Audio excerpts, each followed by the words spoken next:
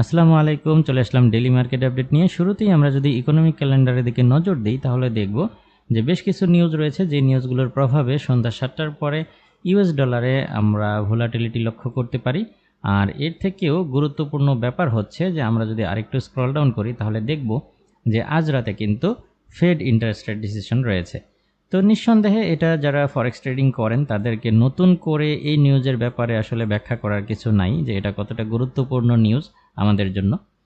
তো আজকের ভিডিওতে মূলত আমরা ফোকাস করব এই নিউজের উপরেই, দেখার চেষ্টা করব যে ধারণা করা হচ্ছে যে ফেড আজকের দিনেও আবারও 25 বেসিস পয়েন্ট ইন্টারেস্ট রেট বাড়াতে পারে। এটাই বাড়বে কিনা, কিংবা এটা বাড়লে আমাদের ট্রেডিং প্ল্যান কেমন হওয়া উচিত ইত্যাদি বিষয়গুলো নিয়ে আলোচনা করব। এই বিষয়ে আলোচনা করার আগে আমি একটু DXY চার্টটা ঘুরে আসতে চাই। আপনারা যদি লক্ষ্য করেন তাহলে দেখবেন যে DXY চার্টটা গতকালকে পর্যন্ত আর কি আমরা দেখেছি যে আমাদের যে লাস্ট যে স্ট্রং রেসিস্ট্যান্স জোনটা ছিল এটাকেও ব্রেকআউট দিয়ে বেশ উপরেই অবস্থান করতেছিল, বাট এটা হুট করেই ডাউন হয়ে গেছে।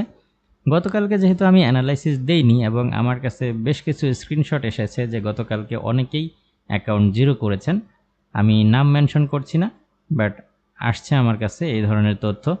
এখন ব্যাপারটা হচ্ছে যে আপনারা ক্যান্ডেলস্টিক চার্ট প্যাটার্ন দেখে ট্রেড করতেছেন, যেমন আমার ভিডিওতে অনেকেই কমেন্ট করে যে এই প্যাটার্ন তৈরি হয়েছে তারপরও আপনি বায়ে থাকার পরামর্শ কেন দিচ্ছেন। আরে ভাই, আসলে ওই ক্যান্ডেলস্টিক চার্ট প্যাটার্ন বা শুধুমাত্র টেকনিক্যাল অ্যানালাইসিসের উপরে নির্ভরশীল হয়ে আপনারা যখন ট্রেডিং করেন মূলত প্রবলেমটা তখনই হয়। ফরেক্স মার্কেটকে এতটা ইজিভাবে নেওয়ার আমি কোনো কারণ দেখছি না।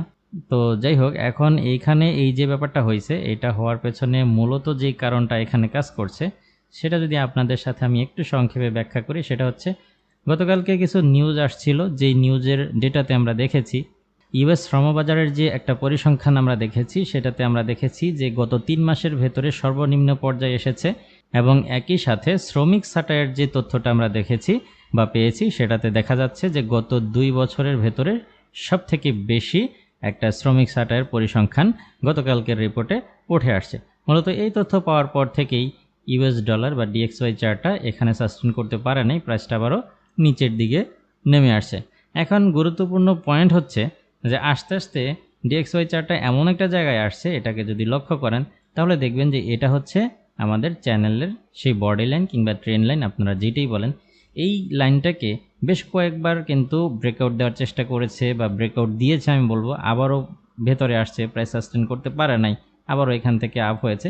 মূলত এইটা গুরুত্বপূর্ণ একটা জোন। এখন এই জোনটা অর্থাৎ এই জোনটার ভেতরে কি আবারও মানে DXY চার্ট প্রবেশ করবে কিনা, নাকি এখান থেকে আবারও উপরের দিকে ওঠার সম্ভাবনা রয়েছে, যেহেতু আজকে ইন্টারেস্ট রেট রয়েছে, এগুলো নিয়েই মূলত আজকের ভিডিওতে আলোচনা করব। তো এইখানে যেমনটা দেখা যাচ্ছে যে 25 বেসিস পয়েন্ট ইন্টারেস্ট রেট আজকের দিনেও বাড়ার সম্ভাবনা রয়েছে। এখন এটা কি বাড়বে কি না, কিংবা এটা বাড়ার সম্ভাবনা কতটুকু? এখন বর্তমানে অনেক রিটেল ট্রেডাররাই ধারণা করতেছে যেহেতু ব্যাংকিং সেক্টরে একটা অস্থিরতা দেখা দিচ্ছে, প্রতিনিয়তই ব্যাংকিং সেক্টর নিয়ে বেশ কিছু বাজে নিউজ আসতেছে মিডিয়াতে, সো ফেড হয়তোবা এই 25 বেসিস পয়েন্ট যেটা ধারণা করা হচ্ছে এটা হয়তোবা আজকে বাড়াবে না, কিন্তু আমার কাছে মনে হচ্ছে এটা বাড়াবে। এটার কারণ হচ্ছে যে আপনারা যদি লক্ষ্য করেন ফেড যে ইন্টারেস্ট রেট বাড়ানোর যে সিদ্ধান্তটা নিয়েছিল বা এই অ্যাকশনটা যে নিচ্ছে এটা কিন্তু মূলত ইনফ্লেশনের সাথে ফাইট করার জন্য নিচ্ছে। আপনারা যদি লক্ষ্য করেন তাহলে এখনও ইউএস ইনফ্লেশন কিন্তু 4.98% মতো রয়েছে এখনও ইউএস ইনফ্লেশন। তো এই যে ইউএস ইনফ্লেশন যে কমার যে একটা গতি, এটাও কিন্তু নিঃসন্দেহে একটা স্লো মানে এই গতিতে আগাচ্ছে। এটা আরও দ্রুত এই ইনফ্লেশনটা কমার মানে প্রত্যাশা ছিল ফেডের, বাট এটা কিন্তু এখনও হয় নাই। এখন মূলত যে বিষয়টা হচ্ছে যে আমার কাছে মনে হচ্ছে যে আজকের দিনে ইন্টারেস্ট রেট 70% সম্ভাবনা রয়েছে যে 25 বেসিস পয়েন্ট বাড়বে, আর যে 30% আমি হাতে রাখতেছি এইটা নাও বাড়তে পারে। এই কারণ ওই যে ব্যাংকিং সেক্টরে একটা অস্থিরতা দেখা দিচ্ছে, মূলত এই কারণে নাও বাড়তে পারে, বাট বেশিরভাগই সম্ভাবনা রয়েছে কিন্তু ইন্টারেস্ট রেট বাড়বে 25 বেসিস পয়েন্ট। কিন্তু এখানে আরেকটা লক্ষণীয় বিষয় হচ্ছে আজকের মূলত এই 25 বেসিস পয়েন্ট বাড়লো কি বাড়লো না, এটার থেকেও গুরুত্বপূর্ণ হচ্ছে এই প্রেস কনফারেন্স। কারণ প্রেস কনফারেন্সে যদি পাওয়েল এটা নিশ্চিত করে যে এই 25 বেসিস পয়েন্ট যেটা ধারণা করা হচ্ছে এটাই হচ্ছে শেষ ইন্টারেস্ট রেট, আর ইন্টারেস্ট রেট বাড়ানো হবে না, তাহলেই খেলাটা হবে মূল খেলা। আর এখানে যদি পাওয়েল যদি আবারও বলে যে ঘোষণা দেয় যে না আরও একটা ইন্টারেস্ট রেট বাড়ানোর প্রয়োজনীয়তা আসতে পারে, কিংবা এটা সম্পূর্ণই ডেটার উপর নির্ভর করবে, অর্থাৎ নেক্সট ইনফ্লেশন কি হয়, ইনফ্লেশন রেট দেখে, শ্রমবাজারের পরিসংখ্যান দেখে, অর্থাৎ এনএফপি ডেটা দেখে পরবর্তীতে আবারও সিদ্ধান্ত নেওয়া হবে ইন্টারেস্ট রেট বাড়াবে কি বাড়াবে না। মূলত এই ধরনের যদি কনফিউশন রিলেটেড বক্তব্য যদি প্রেস কনফারেন্সে আসে, তাহলে আবার ব্যাপারটা ঘোলাটে পরিস্থিতিতে চলে যাবে। এই হচ্ছে ব্যাপার।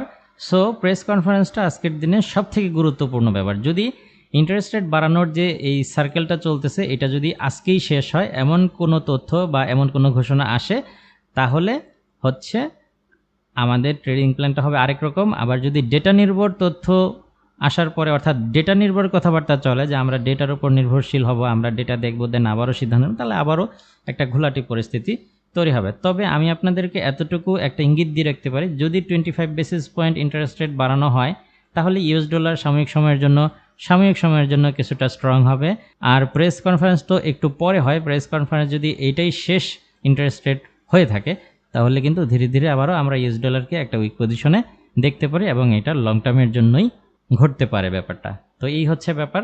ওই যে বললাম 25 ইন্টারেস্ট রেট বাড়ানোর পরে যদি প্রেস কনফারেন্সে এরকম কোনো তথ্য আমরা পাই যে এটাই শেষ ইন্টারেস্ট রেট, তাহলে ইন্টারেস্ট রেট বাড়ানোর সাথে সাথে আমরা DXY চার্টটাকে কিছুটা পাম্প করতে দেখব, অর্থাৎ কিছুটা বুলিশ মুভমেন্ট দিবে।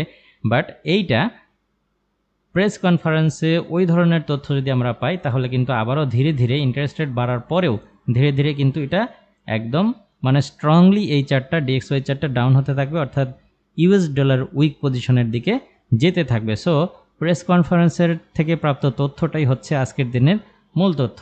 আশা করি আপনারা বুঝতে পেরেছেন, যদিও আমি চেষ্টা করব এই বিষয়ে আমার এই চ্যানেলে ধারাবাহিকভাবে আপডেট দেওয়ার জন্য। যারা এখনও আমার টেলিগ্রাম চ্যানেলে জয়েন করেন নাই এবং সাবস্ক্রাইব করেন নাই, অবশ্যই চ্যানেলটা সাবস্ক্রাইব করে রাখতে পারেন। এই হচ্ছে একটা ব্যাপার। তো আজকের দিনে এখন আমরা হচ্ছে ফেড ইন্টারেস্ট রেট আসার আগ পর্যন্ত আমরা টেকনিক্যালি হচ্ছে অ্যানালাইসিস করব। আজকের দিনে গুরুত্বপূর্ণ এই পয়েন্টটা হচ্ছে বর্তমানে DXY চার্ট যেখানে অবস্থান করতেছে, এটা নিঃসন্দেহে একটা গুরুত্বপূর্ণ পয়েন্ট।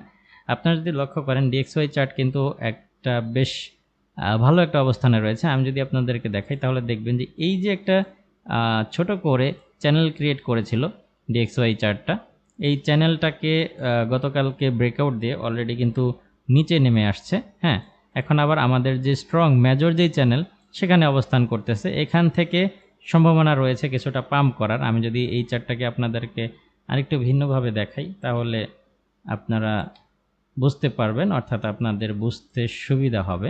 আমরা যদি এই চার্টটাকে এইভাবে ড্র করি, তাহলে আমরা দেখব যে এই চার্টটা এখান থেকে এবং এখান থেকে বারবারই কিন্তু বাউন্স করেছে কিংবা বুলিশ মুভমেন্ট দিয়েছে, এবং বর্তমানে ঠিক সেম জায়গায় অবস্থান করতেছে। আমরা এখান থেকে প্রত্যাশা করতেই পারি যে এটা আবারও কিছুটা বুলিশ মুভমেন্ট এখান থেকে দিবে। ফেড ইন্টারেস্ট রেট বাড়ানোর পরে তো নিঃসন্দেহে এটা কিছুটা বুলিশ মুভমেন্ট দিবে, আর যদি ইন্টারেস্ট রেট বাড়ানোর আগে এইটা চ্যানেলের ভেতরে প্রবেশ করে, তাহলে আবার এটা একটা চিন্তার কারণ হয়ে দাঁড়াবে। তবে এখানে কিন্তু আমরা দুইটা সাপোর্ট পাচ্ছি। একটা হচ্ছে আমাদের চ্যানেলের পূর্বের যে বডিটা ছিল এইটা, আবার এদিক থেকেও যদি আমরা ট্রেন্ড লাইন ড্র করি, তাহলে বর্তমানে একটা ক্রস পয়েন্টে কিন্তু অবস্থান করতেছে। তো এখান থেকে আজকের দিনে, অর্থাৎ ইন্টারেস্ট রেট বাড়ার আগ পর্যন্ত যদি আপনারা ট্রেডিং প্ল্যান জানতে চান, তাহলে হচ্ছে এইটাই যে এইখান থেকে আমরা DXY চার্টটাকে ফলো করতে পারি। যদি এর উপরেই ক্যান্ডেল ক্রিয়েট করে, হ্যাঁ, ক্যান্ডেল যদি এখানে প্রাইস রিজেকশন দিয়ে এর উপরেই ক্রিয়েট করে, তাহলে আমরা আবারও EURUSD এবং গোল্ড চার্টে সেল পজিশন খুঁজতে পারি। আর যদি এটার ভেতরে চলে আসে, তাহলে আমি আপনাদেরকে বাই পজিশন খুঁজতে বলবো না, বাট আমি বলবো যে আপনারা অপেক্ষা করেন, যেহেতু মানে কিছুক্ষণ পরেই, অর্থাৎ রাতেই একটা বড় ধরনের নিউজ রয়েছে। সো আপনারা অপেক্ষা করেন, তখন নিউজের সমস্ত ডেটা হাতে আসলে আমরা পরবর্তীতে ভালো একটা ট্রেডিং প্ল্যান করতে পারবো। এবার যদি আমরা গোল্ড চার্টে চলে আসি, তাহলে দেখব যে গোল্ড এর আগে এখান থেকে আমাদের এগুলো আগের ট্রেডিং প্ল্যান ছিল।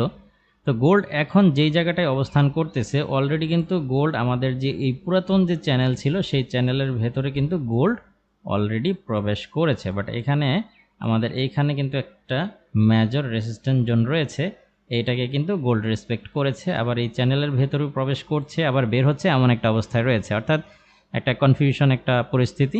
এখন গোল্ড যদি এই জোনের নিচে চলে আসে তাহলে ছোট করে একটা সেল নিতে পারেন। আর আজকে অবশ্যই ফেড মিটিংয়ের আগেই আপনারা মার্কেট থেকে বের হয়ে যাওয়ার চেষ্টা করবেন। ফেড মিটিং এবং প্রেস কনফারেন্স দেখে সমস্ত তথ্য দেখে দেন পরবর্তীতে ট্রেডিং করবেন বলেই আমি আশা করি। তো এখানে যদি আজকের দিনে ট্রেডিং প্ল্যান, যদি গোল্ডে আপনারা হচ্ছে সেল করেন, যদি এই প্রাইজের নিচে নেমে আসে, হ্যাঁ গোল্ড যদি এই প্রাইজের নিচে নেমে আসে তাহলে সেল করতে পারেন। আর এখান থেকে সেল করলে 30 থেকে 40 পিপস সর্বোচ্চ প্রফিট টার্গেট রেখে ট্রেডগুলো ক্লোজ করে দিবেন। আর এখান থেকে যদি সেল করেন তাহলে অবশ্যই এই জোনের উপরেই স্টপ লস সেট করবেন, সেই ক্ষেত্রে স্টপ লস হতে পারে এইটা। আর যদি গোল্ড এই জোনে না নেমে আসে, এখানে যদি না আসে আর এই জোনের উপরে চলে আসে, এখানে প্রাইসটা সাস্টেন করে, তাহলে আবার এখান থেকে এটা যেহেতু আমি আবার এখানে দিয়ে দিচ্ছি যে এখান থেকে আপনারা একটা চাইলে বাই করতে পারবেন। হ্যাঁ, অর্থাৎ আমি আপনাদেরকে আরেকটু ভালোভাবে দেখিয়ে দিচ্ছি। যদি এই প্রাইজের উপরেই প্রাইসটা সাস্টেন করে তাহলে এখান থেকে আবার চাইলে ছোট করে বাই করতে পারেন। ওকে, অর্থাৎ যদি সেল করেন এই জোনের নিচে নামতে হবে, আর যদি বাই করেন তাহলে এই জোনের উপরে উঠতে হবে, তাহলে গোল্ড চার্টে আপনারা বাই সেল এই ব্যাপারটা করতে পারেন। আর এই হচ্ছে ব্যাপার। এবং একই সাথে ইন্টারেস্ট রেট বাড়ার পরে আপনারা কি ধরনের ট্রেডিং প্ল্যান করবেন এটা এই মুহূর্তেই আমি বলতেছি না, কারণ যেহেতু আমাদের প্রেস কনফারেন্সটা খুব মনোযোগ সহকারে দেখতে হবে। এটা শুধুমাত্র আমি ফেড মিটিংয়ের আগে আপনারা কি করবেন সেই প্ল্যানটা শেয়ার করছি। এবার যদি আমরা ইউরুএসডি চার্টটা দেখি, ইউরুএসডি চার্টটাও কিন্তু একদম সেম পজিশন। আপনারা লক্ষ্য করলে দেখবেন যে আমাদের এটা পুরাতন যে চ্যানেলটা ছিল, যে চ্যানেলটা লং টাইম ইউরুএসডি ফলো করে আসছিল, বর্তমানে সেম ওই চ্যানেলের বডিতেই অবস্থান করতেছে। এখন এইখান থেকে যদি প্রাইস রিজেকশন পায় তাহলে এখান থেকে আমরা বেশ ভালো একটা সেল পজিশন পেতে পারি। আর যদি চ্যানেলের উপরে প্রবেশ করে তাহলে আমি আপনাদেরকে যে পরামর্শ দিলাম আপনারা অপেক্ষা করতে পারেন ফেড মিটিংয়ের আগ পর্যন্ত। হ্যাঁ, তো এখান থেকে আমরা যেমনটা দেখতে পাচ্ছি যে ইউরোএসডি চার্ট কিন্তু কিছুটা প্রাইস রিটেস্ট করার চেষ্টা করতেছে বা রিজেকশন দেওয়ার চেষ্টা করতেছে। এখন আজকের দিনে ইউরোএসডিতে আপনারা যেটা করতে পারেন সেটা হচ্ছে, যদি ইউরোএসডি চার্টটা ডাউন হতে হতে যদি এই লেভেলের নিচে চলে আসে তাহলে আপনারা হচ্ছে এখান থেকে যদি দেখেন যে বেয়ারিশ ক্যান্ডেল ক্রিয়েট করে এই জন্য নিচে চলে আসে তাহলে এখান থেকে সেল এন্ট্রি নিতে পারেন। আর যদি উপরে চলে আসে, এই চ্যানেলের ভেতরে প্রবেশ করে এবং উপরে চলে আসে, যদি বাই করতে চান তাহলে এই জোনের উপরে উঠতে হবে। সেই ক্ষেত্রে প্রাইস লেভেলটা হতে পারে এইটা। যদি এই প্রাইজের উপরে উঠতে থাকে এবং প্রাইসটা এখানে সাস্টেন করে উপরে উঠলো, বেশ কয়েকটা ক্যান্ডেল ক্রিয়েট করে এই লেভেলের উপরে উঠতে থাকে, তাহলে এখান থেকে বাই করতে পারেন। ওকে, এই হচ্ছে আজকের দিনের ট্রেডিং প্ল্যান। আর এখানে যদি এখান থেকে যদি সেল করেন তাহলে স্টপ লসটা একদম এই পিক পয়েন্টের উপরে সেট করবেন। আর এখান থেকে যদি বাই করেন তাহলে স্টপ লসটা এই চ্যানেলের বডির একটু নিচেই সেট করবেন, অথবা এই এন্টারপ্রাইজের যেটা সেল জোন এইটার নিচে সেট করতে পারেন। তো সেই ক্ষেত্রে বাই সেল যাই করেন না কেন আমি আপনাদেরকে পরামর্শ দিব আজকের দিনে একদম মানে শর্ট টার্মের জন্যই এন্ট্রিগুলো নেবেন, অর্থাৎ আপনি যেন ফেড মিটিংয়ের আগেই মার্কেট থেকে বের হতে পারেন।